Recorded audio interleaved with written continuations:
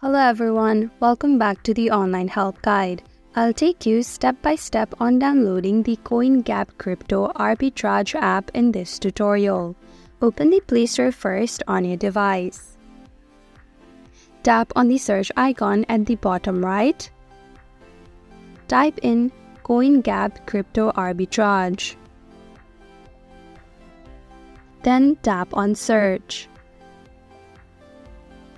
This is the application that we're going to be downloading. Tap on the install icon, then let it download. After the installation is completed, tap on open.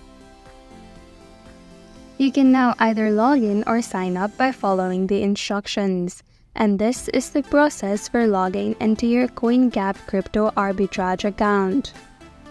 Thank you for watching Online Help Guide. Hope this video was helpful. If it was, then hit the like button and comment down if you have any questions or feedback.